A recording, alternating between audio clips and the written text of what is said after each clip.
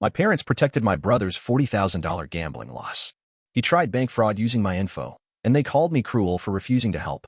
Here's how I exposed their lies and ended their control. My name is Ethan. I'm 35 years old, and I live in Seattle now, where I work as a commercial architect. But some part of me never left Camden, Maine, the little coastal town where I grew up, where everything always looked perfect on the outside. Quaint streets, white picket fences, tourists in the summer. The kind of place that people put on postcards. But behind that picture-perfect surface, my childhood was a mess of double standards. My parents would never admit it, not even now, but they had two very different sets of rules, one for me and one for my younger brother, Lucas. And I was always the one getting the short end. Lucas was the baby, 2 years younger, and somehow that meant he could do no wrong. Me? I got labeled the responsible one before I hit puberty. It started early, like when I got grounded in second grade for getting a B on a spelling test, while Lucas got ice cream for punching a kid in the stomach because he started it. I remember one Christmas when I was 10. I asked for a Lego set and got socks. Lucas asked for a bike, then broke it a week later by riding it off our roof like an idiot. My dad just laughed. Boys will be boys. But when I accidentally broke a vase in the living room, that got me grounded for a month. No TV, no friends, nothing. As I got older, the pattern didn't change, it just got worse. By the time I was 15, I was working part-time at a hardware store after school and still pulling straight A's. Lucas, meanwhile, was skipping classes, getting caught stealing from the local gas station, and sneaking out at night. But somehow, every time he messed up, my parents made it about me. Set a better example, they'd say. He looks up to you. It wasn't just unfair, it was infuriating. But I never said anything. I thought maybe if I just kept doing the right thing, they'd notice. They'd start treating me like I mattered just as much. That never happened. I still remember the night Lucas stole money from Dad's wallet, $60, just gone. My dad confronted both of us, and before I could say a word, Lucas started crying, said I must have taken it. My mom gave me that disappointed look, the one that cut deeper than yelling ever could. I ended up grounded again. Lucas got a hug and a hot cocoa. That was the moment I stopped trusting any of them. It's not like I ever stopped being part of the family. I still came home for holidays, still called now and then. But after that, something inside me shifted. I stopped trying to earn their approval because I realized it was never really about fairness. Lucas would always be the golden boy, no matter what he did. And I'd always be the fallback, the one who did the work and carried the blame. Even now, years later, that pattern hasn't changed. I've built a good life for myself. Lucas hasn't. But guess who still gets the benefit of the doubt when things go wrong? Guess who still gets the call when everything falls apart? I left Maine when I was 18 and never looked back. College was my escape hatch. I got into Northeastern on a mix of scholarships and loans, packed 2 suitcases, and caught a bus to Boston. I didn't even wait for a ride from my parents. I think they offered, but I didn't trust myself not to snap on the drive down. Every dollar I spent during those years, I earned. Part-time jobs, summer internships, tutoring side gigs, you name it, I did it. I was broke most of the time, living off ramen and discount bread, but I didn't care. I was free. No one watching over my shoulder, no one blaming me for someone else's mistakes. Lucas, meanwhile, stayed home. He never even tried college. Said it wasn't his path. My parents agreed, of course. He needed time to find himself. That turned into years of failed business ideas, a t-shirt brand, a dog walking app, a music therapy side hustle even though he couldn't play a single instrument. All of them funded by my parents. He lived in their basement well into his 20s, while I was working 12-hour shifts drafting blueprints for buildings I'd never set foot in. He got free rent and home-cooked meals. I got a stack of loan payments and arthritis in my drawing hand. But somehow, I was still the one being told to make time for family and be a better role model. I bought my first condo at 28. It wasn't huge, but it was mine. 1 bedroom, downtown Seattle, walking distance to everything. My parents visited once. My mom looked around, gave a tight smile, and said, "You don't have a TV in the bedroom? That's interesting." Meanwhile, Lucas was bouncing between another startup, this one about renting drones for backyard parties, and a breakup with some girl who had caught him lying about owning a boat. Spoiler alert, Lucas has never owned a boat. But when I called home to vent about work stress or deadlines, my mom always circled back to him. "He's going through a hard time," she'd say. "Try to be more supportive." Supportive?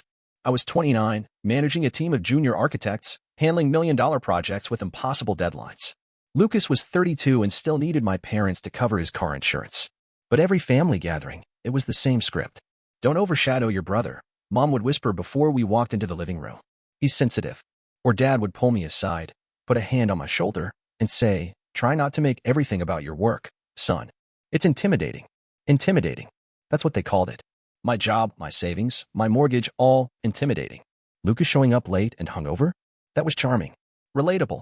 He's still figuring things out. I used to think maybe one day it would flip. That if I just kept pushing, they'd finally say, "You did good, Ethan. We're proud of you." But no matter how many promotions I got or how many late-night deadlines I crushed, it didn't change. Because deep down, I think they liked me better when I was struggling. That's when I fit into their picture. Quiet. Predictable. Useful. Now that I had built something of my own, they didn't know what to do with me. Except, of course, when they needed something. And as I would soon find out, that moment was coming fast. The call came on a Wednesday evening. I was still at the office, finishing up some floor plan revisions, when my phone buzzed with "Mom" on the screen. I almost let it go to voicemail. We didn't usually talk during the week unless there was a birthday or someone died. But something told me to pick up. "Hi, sweetheart," she said in a voice so soft it actually startled me. Not her usual brisk tone. This was sugary, like honey poured over gravel. "Hey," I said cautiously. "Everything okay?" "Oh, she let out a tired little sigh. "We've just been thinking about you. It's been so long since we talked properly." I leaned back in my chair, already waiting for the other shoe to drop. "Yeah, it's been a busy month." "What's going on?" Another pause. "Then, your brother's going through something. And we didn't want to burden you, but we're running out of options." There it was. I stood up and walked to the window, staring out at the city lights. "What kind of something?" She hesitated, then said, "He's in some trouble, financially. He borrowed some money. From people we don't know much about." I blinked. "People. Loan-type people," she said vaguely. "Private. Unregulated. Loan sharks." "Don't say it like that," she snapped, then softened again. "They're just people he met through a friend. It was supposed to be temporary." "How much?" Another pause. "A big one. 40,000. My hand gripped the phone tighter. 40. He was trying to fix things. He wanted to flip a poker scheme, some private games out of state. He said it was easy money. I closed my eyes. "Jesus Christ. You've always been the strong one, Ethan," she said quickly, the tone of her voice twisting like a knife. "He's never been like you. He's sensitive." "You mean reckless?" "He didn't mean to get in this deep. And now they're threatening to come after him. It's serious, Ethan. So let me guess. You want me to wire the money?" She didn't answer right away. "We're counting on you. You've always known how to fix things. Just until we can sort it out." "And then what?" I said, my voice rising.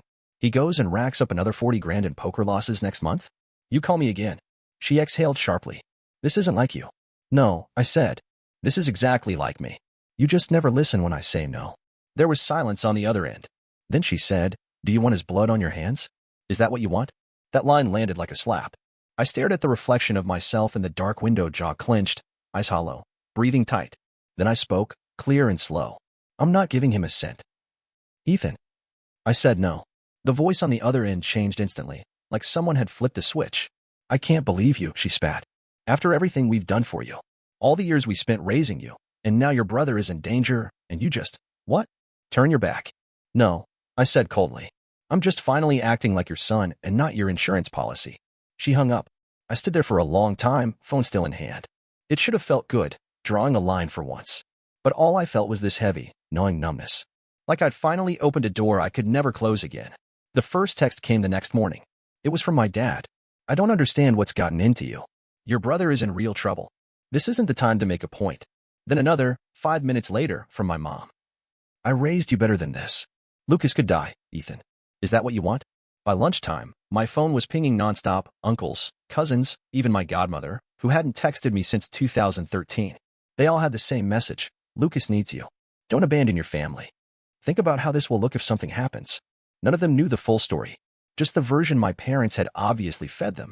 In that one, I was the cold-hearted brother hoarding his money while the troubled but kind sibling was hanging by a thread. A victim of poor choices, not malice. Always someone else's fault. I muted the group chat. Then I deleted it. By Thursday, I'd started getting a weird feeling about my bank account. Maybe it was paranoia, maybe it was instinct. But something didn't sit right. So I logged in, and sure enough, there it was. An attempted wire transfer for exactly $40,000 flagged as suspicious and denied. I stared at the screen for a long minute, trying to make sense of it. Then I called the bank. After verifying my identity, the rep said, "The system caught it because the answers to your security questions came from an unfamiliar IP address." They tried to override it twice. "What security questions?" I asked, even though I already knew. Mother's maiden name. First car. Favorite childhood pet. Answers only a few people could possibly know. And Lucas was one of them. The realization settled in slowly, like frost spreading across a window pane. This wasn't just guilt tripping anymore. This wasn't emotional manipulation or badgering relatives. This was an attempt to steal from me. I changed every password, locked down every account, set up two-factor on everything from banking to Netflix. I even pulled some cash from my savings and stuck it in a fireproof safe under my bed. Not because I thought they'd break into my place, but because something inside me had shifted. They weren't family anymore. Not really. Not when they were trying to rob me. That night, as I double-checked all my new security settings, I felt something I hadn't expected. Clarity. Cold and sharp. The kind that cuts through all the guilt and noise. They didn't love me. Not for who I was. They loved what I gave them. And now that I'd stopped giving, I was just an obstacle. The texts kept coming. The phone rang. Emails trickled in with subject lines like please, Ethan, and family matters. I didn't answer any of them. Because now I saw the truth. Lucas wasn't spiraling. He was hunting. And this time, I wasn't going to be the easy target. The only person I still trusted in my family was Aunt Rachel, my dad's younger sister. She lived 2 states over and never got involved in the usual drama. She sent me birthday cards every year without fail, even if we didn't talk much otherwise. When she called me that Saturday morning, I actually answered. Her voice was tight. Ethan, are you okay? I hesitated. Depends on which version of the story you've heard. She let out a breath. The one where you're some kind of monster who left Lucas to be eaten alive by gangsters. That story. I laughed, but there wasn't any humor in it. Yeah, that one. I didn't buy it, she said quickly. That's why I'm calling. I told her everything. The call with my mom, the attempted wire transfer, the texts, the guilt trips. All of it. There was a long pause on her end. Then she said, Jesus Christ. Ethan, I had no idea it was this bad. I leaned back on the couch, staring at the ceiling. That's the thing. Nobody does. Because they all hear a different version, tailored to whatever gets them to open their wallets. She was quiet for a second, then said, you should know. Lucas came to me too. That made me sit up. When? 3 weeks ago. Said he needed money for emergency dental surgery. He even showed me a picture of a swollen jaw. I closed my eyes. God. I wired him $5,000, she said. And then found out from Jordan that Lucas told him he needed cash for rent. Same time frame. Jordan? Our cousin Jordan. Yep. Gave him $3,000. And get this. Aunt June just told me he borrowed $2,000 from her for a can't-miss investment opportunity. I didn't even know what to say. It was worse than I thought. It's a pattern, she said quietly. He's not just in trouble. He's playing all of us. And your parents. I don't know how much they know, but they're either blind or helping him cover it up. I felt sick. My whole life, I thought I was the only one shouldering the weight. Turns out, Lucas had been bleeding the family dry for years. Quietly. Strategically. One sob story at a time. And I was the first one who said no. I didn't plan it. I just got in my car one Sunday afternoon and drove. No texts, no warning. I didn't want to give anyone time to prepare a performance. I needed to see him face to face. Lucas was still living in that crumbling apartment above a vape shop in South Portland. The kind of place that smelled like old carpet and regret. I knocked twice. The door opened slower than I expected. Ethan. He blinked like I'd caught him between naps. We need to talk. He stepped aside. Yeah, sure. Whatever. The inside looked worse than I remembered. Pizza boxes, beer cans, half-empty bottles of protein powder for some reason. The blinds were drawn, the air stale. 2 cell phones sat charging on the kitchen counter. A third one buzzed from under a pile of laundry. I looked at him hard. How many phones do you need? He shrugged. Some are old. Some are for different stuff. What kind of stuff? He didn't answer. I took a slow breath. You tried to access my bank account. That finally got a reaction. His face twitched. Just for a second. He paused, reaching for casual, trying to speed things up. You always help eventually. That stopped me cold. He said it like it was obvious. Like it made sense. Speed things up. I repeated. Yeah, I figured you'd give in. You always do. I looked around the apartment. Papers on the table with other people's names. Then most screenshots. A notebook full of what looked like debt tallies. And suddenly it hit me. This wasn't desperation. This was business. A crooked, low-stakes hustle run on charm, guilt, and borrowed time. And then, like a cue from a bad play, the front door opened again. My parents walked in. My mother first, eyes wide, lips tight. My dad right behind her, already fuming. Ethan, she said, like she had caught me trespassing. Lucas texted us, my dad growled. Said you were threatening him. I turned to Lucas. He looked bored. I didn't threaten him, I said. I confronted him. Because he tried to steal $40,000 from me. We don't need this drama, my mom said. Can we all just calm down? I held up my phone. I recorded him admitting it. You want to hear it? Ethan, don't be petty. He said, and I quote, I was just speeding things up. I stared them both down. You still defending this? My dad stepped forward. He's family. He's made mistakes, but if I cut him off, so have I. Like giving you all years of my time, money, and support. Ethan, you're overreacting, Mom said sharply. No, I said. Not anymore. I opened my email app and tapped a file. Here's the deal. I have this confession. I have screenshots of the bank transfer attempt. And I have a lawyer on standby. Their faces froze. Any of you try to steal from me again, any attempt to access my accounts, lie to my boss, manipulate my friends, I go to the police. Not just on Lucas. On whoever helps him. You wouldn't. My mom started. I stared her down. Try me. Lucas looked unfazed. He reached for one of his phones, muttering, "This is so dramatic." I walked to the door. Good. Then it won't be hard to remember. And I left. No hugs. No closure. Just the truth on the record and a line they could never cross again without consequences. I gave it 3 days. Time to see if they'd take the warning seriously. Time to let it sink in that I wasn't bluffing. They didn't. On the 4th day, I got an email from an unknown address with the subject line, "Maybe if you'd been a better brother." No body text.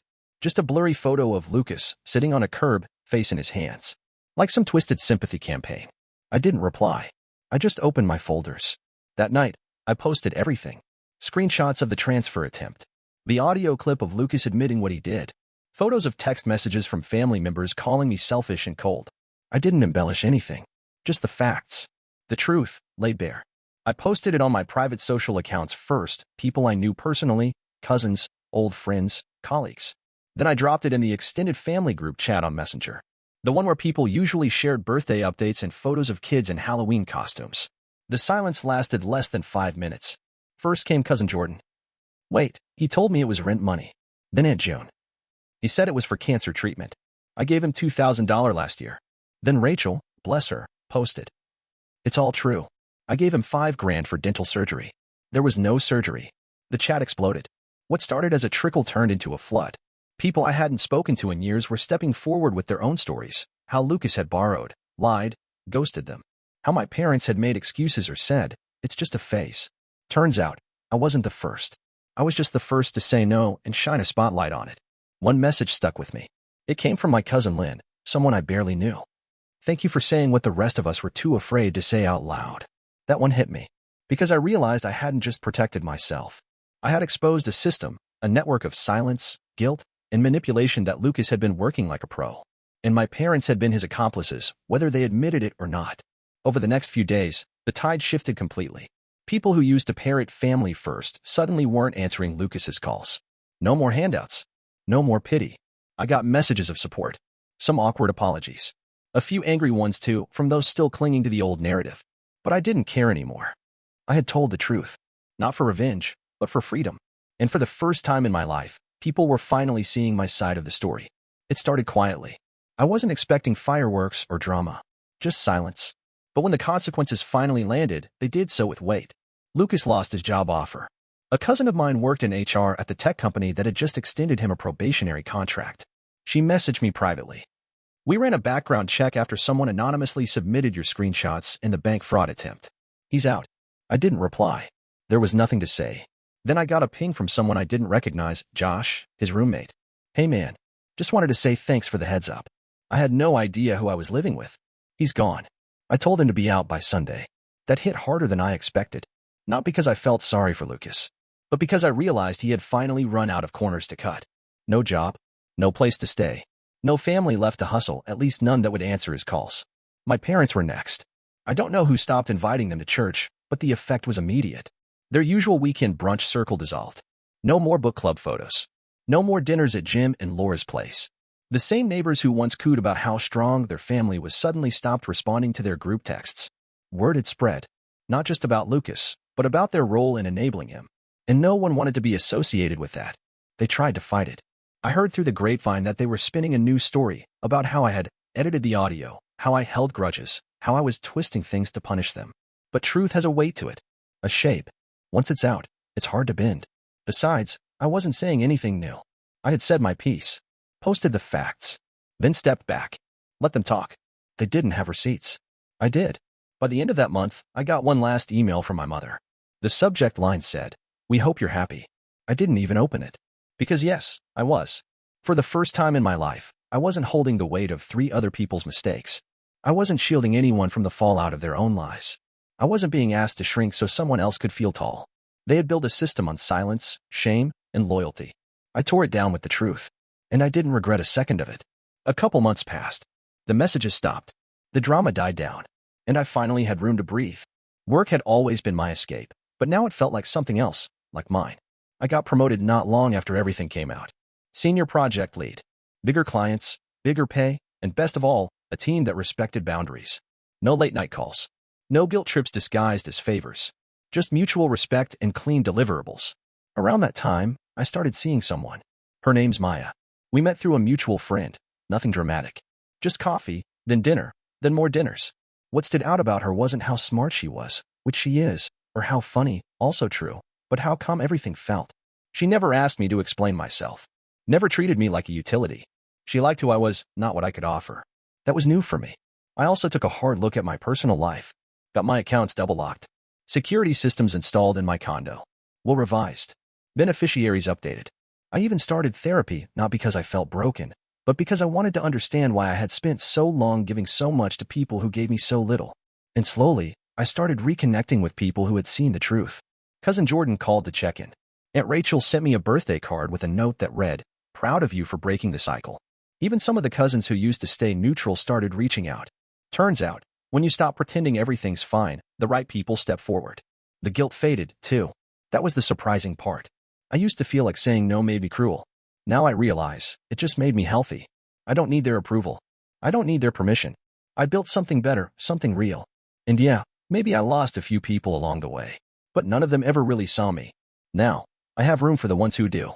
For the first time in my life, I'm not holding anyone else's mess. I'm just living my own story. And finally, that feels like enough.